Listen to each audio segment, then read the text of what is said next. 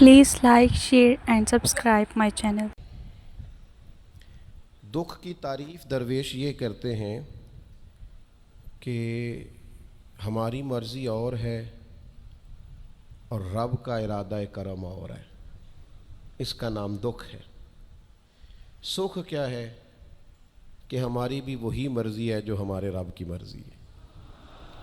اگر مالک کریم کا ارادہ کرم یہ ہے کہ لاکھوں کروڑوں مل جائیں تو الحمدللہ، اور اگر اس کا ارادہ کرم یہ ہے کہ ایک وقت روٹی ملے ایک وقت فاقہ ہو تو الحمدللہ۔ اللہ کے فیصلوں پر راضی رہنا۔ ڈھیر سارے لوگ دنیا میں ملتے ہیں جو کہتے ہیں جی مجھے یہ پریشانی ہے، میں سب طبیبوں حکیموں کے پاس گیا، پھر میں آستانوں درباروں مزاروں پہ بھی حاضر ہوا، اس کے بعد میں نے بڑے بڑے دانشوروں سے مشاورت کی، لیکن میرا یہ مسئلہ حل نہیں ہوتا۔ تو کیا ہوتا ہے پھر وہ انزائٹی کا، ڈپریشن کا، ٹینشن کا، ذہنی تناؤ کا شکار ہونے لگتے ہیں۔ یاد رکھیے گا کہ اگر سارے ڈاکٹروں، طبیبوں، حکیموں، دعاؤں، التجاؤں کے بعد بھی مسئلہ حل نہیں نہ ہو رہا، تو پھر معنی یہ ہے کہ رب کی رضا یہی ہے کہ جو کرم سے اس نے فیصلہ کر دیا ہم بھی اس فیصلے پہ راضی ہو جائیں۔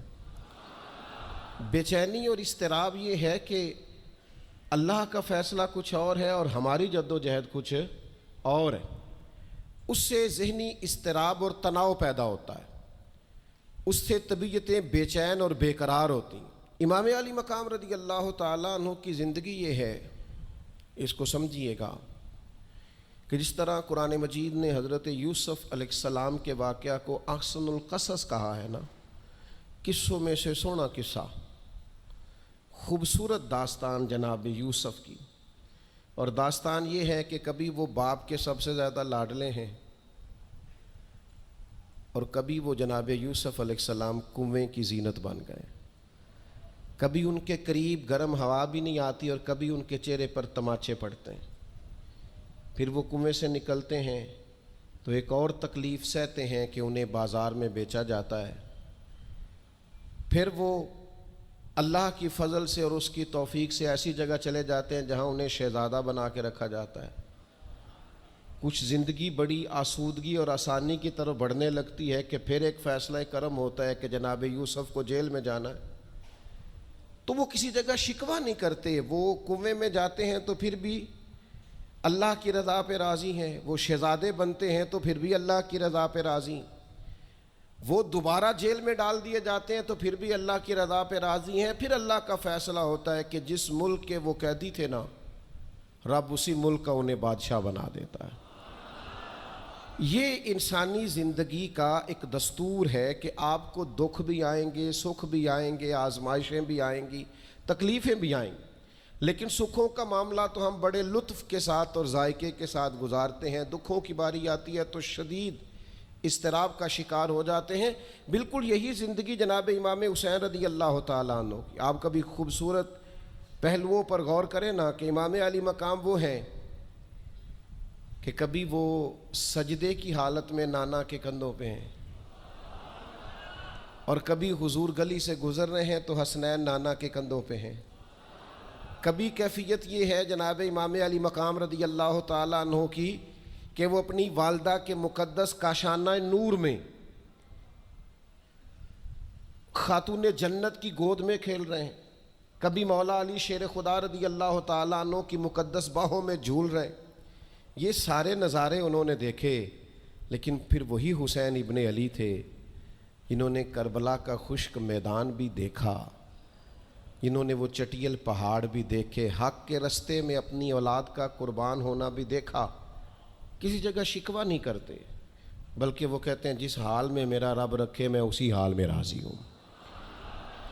ہمارے ہاں یہ ہوتا ہے کہ ہم سکھوں کو تو یاد ہی نہیں رکھتے، ہمیں صرف تکلیفیں یاد رہتی ہیں، صرف آزمائشوں کو یاد رکھتے ہیں، مثبت پہلوؤں کو نہیں سوچتے۔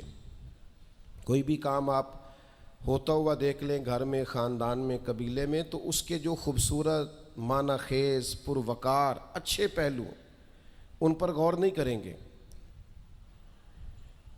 وہ ایک جگہ ایک پنچایت تھی، تو وہاں کسی خاتون نے شکوہ کیا کہ میرے خاوند نے مجھے یہ تکلیف دی ہے، یہ آزمائش میں مجھے مبتلا کیا ہے، یہاں یہاں سخت سست کہا ہے۔ تو ایک دانشور بزرگ بیٹھے تھے، تو لوگ کہتے ہیں کہ ان بزرگوں نے کہا بیٹا شادی کو کتنا عرصہ بیت گیا؟ تو اس نے کہا میری شادی کو 18 سال ہو گئے۔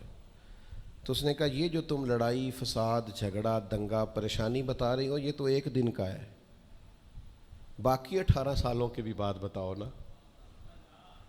تم نے ایک دن کا جھگڑا تو یاد رکھا اور اس ایک دن کے جھگڑے کے نتیجے میں آنے والی تکلیف کو بھی تم نے یاد رکھا، لیکن وہ جو 18 سال تمہارے اپنے شوہر کے ساتھ سکھی گزر گئے ان کا بھی تو تذکرہ کرو۔ تو کچھ دیر کی خاموشی کے بعد اللہ نے اس خاتون کے دل میں ٹھنڈک پیدا کی اور وہ کہنے لگی میرے شکوے دور ہو گئے ہیں، اب میں انشاءاللہ کوشش کروں گی کبھی دوبارہ اپنے شوہر کی شکایت نہ کروں۔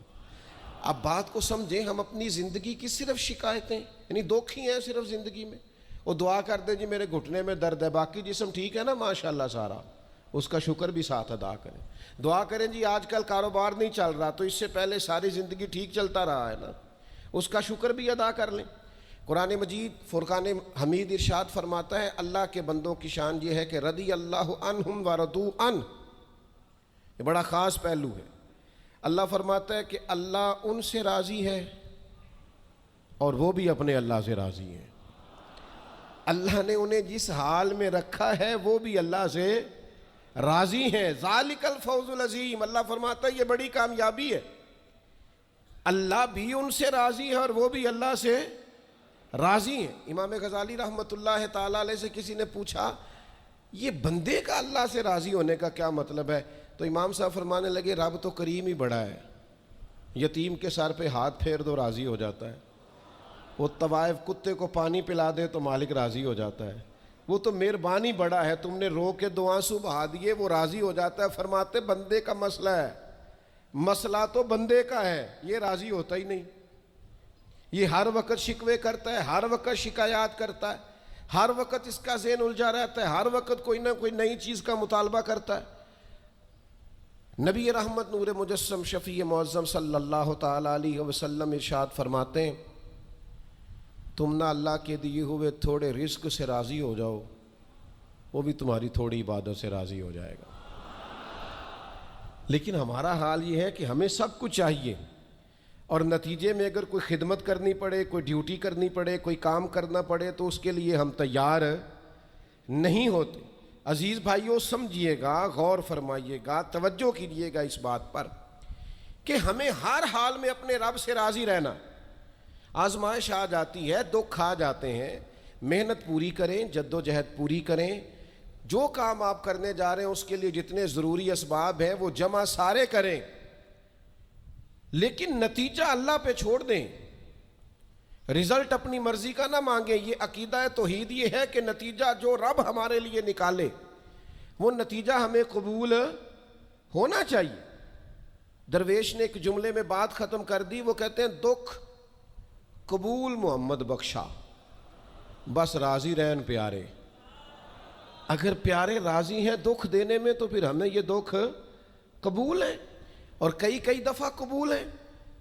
تو اپنی طبیعت کے اندر یہ مقام تسلیم و رضا لائیں، ہر وقت اپنے رب سے راضی رہیں۔ صحیح مسلم شریف میں حضرت عمر فاروق رضی اللہ تعالیٰ عنہ کا ایک جملہ بڑا خوبصورت ہے اور حضور اس کو سن کے بڑے راضی ہوئے، صحیح مسلم میں موجود ہے۔ حضرت عمر نے ایک موقع پر جب سرور کائنات علیہ السلام کو تھوڑا ناراض دیکھا، حضور کے چہرے پر کچھ آثار ناراضگی دیکھے، تو جناب عمر نے ایک جملہ کہا تھا جو بڑا حسین ہے اور کتب احادیث میں چمکتا ہے۔ حضرت عمر نے وہ بات کہی تو حضور کی ناراضگی خوشی میں بدل گئی، نبی پاک علیہ السلام کے چہرے پر جو آثار ناراضگی تھے وہ خوشی کے تصورات میں بدل گئے۔ حضرت عمر عرض کرنے لگے رضیت باللہ ربا وبالاسلام دینا وبسیدنا ومولانا محمد نبی و رسولا۔